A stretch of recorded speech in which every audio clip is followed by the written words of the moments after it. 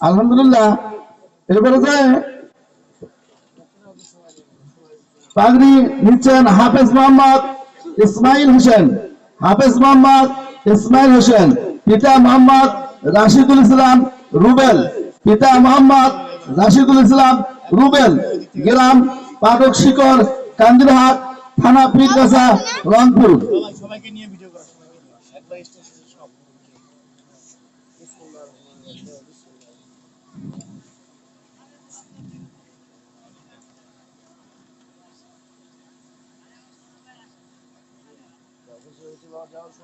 আলহামদুলিল্লাহ। এরপর যে পাগড়ি প্রদান করছেন হাফেজ মোহাম্মদ গোলাম মোস্তফা, পিতা মোহাম্মদ মোহাম্মদ আলী, গ্রাম দাদন, কান্দিরহাট, পীরগাছা, রংপুর। হাফেজ মোহাম্মদ গোলাম মোস্তফা, পিতা মোহাম্মদ আলী, গ্রাম দাদন, কান্দিরহাট, পীরগাছা, রংপুর।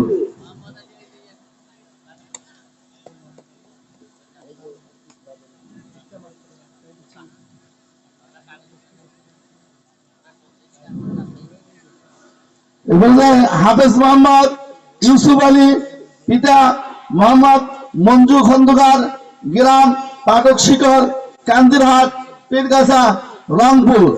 হাফেজ মোহাম্মদ ইউসুফ আলী, পিতা মোহাম্মদ মঞ্জু খন্দকার, গ্রাম পাটক শিকর, কান্দিরহাট, পীরগাছা, রংপুর। হাফেজদের মধ্য থেকে কোরআনুল কারীম তেলাওয়াত করেছেন হাফেজ মোহাম্মদ ইউসুফ আলী। হাফেজ মোহাম্মদ ইউসুফ আলীকে কোরআনুল কারীম তেলাওয়াত করার জন্য বলা হলো। আসসালামু আলাইকুম ওয়া রাহমাতুল্লাহি ওয়া বারাকাতুহু।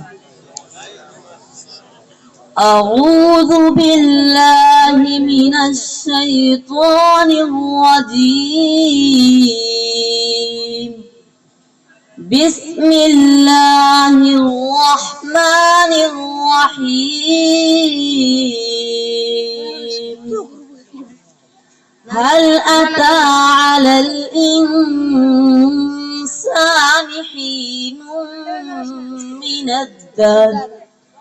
হিনুম মিনাদ-দাহরি লাম ইয়াকুন শাইআন মাযকুরা।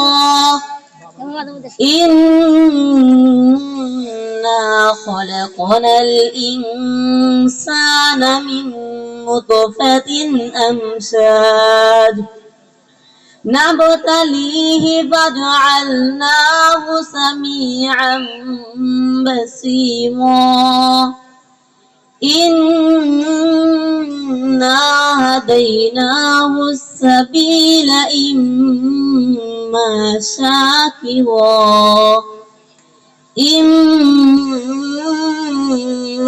شاكرا وإما كفورا صدق الله العلي العظيم.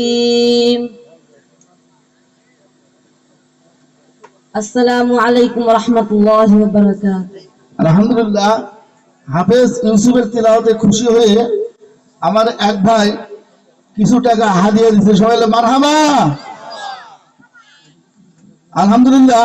হাফেজ ভাইয়ের পিতাকে আমাদের মাদ্রাসার শিক্ষক ভাই টুপি পরাচ্ছেন। টুপি পরেন।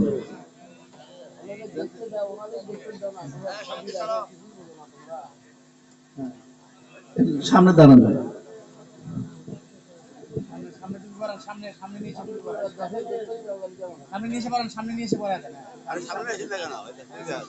أعوذ بالله من الشيطان الرجيم.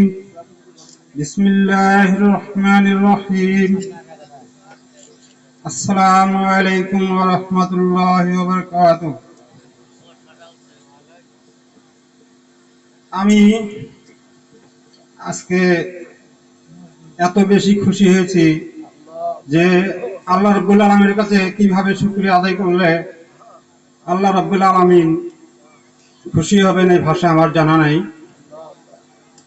আমার অনেক স্বপ্ন ছিল আগে থেকে যে আমার আল্লাহ যদি একটা ছেলে সন্তান দেয় তাকে আমি হেফজ পড়াবো এবং আল্লাহ রাস্তায় ছেড়ে দেব।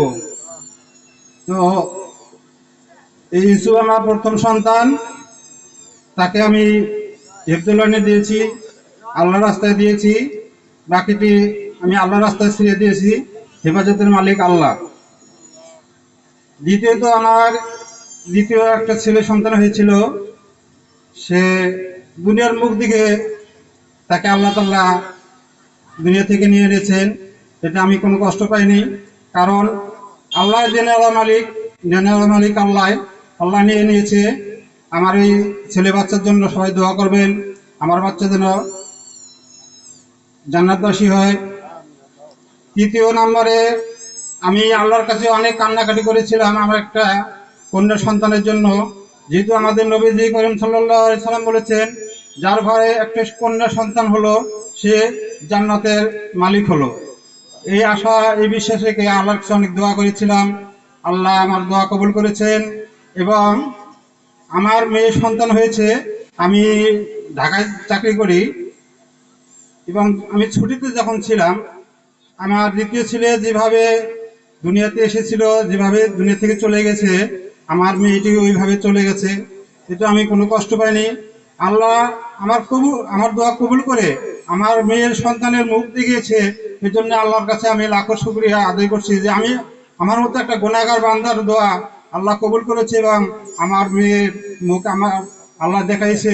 এই জন্য আল্লাহর কাছে আমি দোয়া করি, আপনারাও দোয়া করেন আমার ওই সেই মাসুম বাচ্চা দুইটাকে আল্লাহ যেন জান্নাতবাসী করে, যেন কোনো কবরের আযাব না দেয়।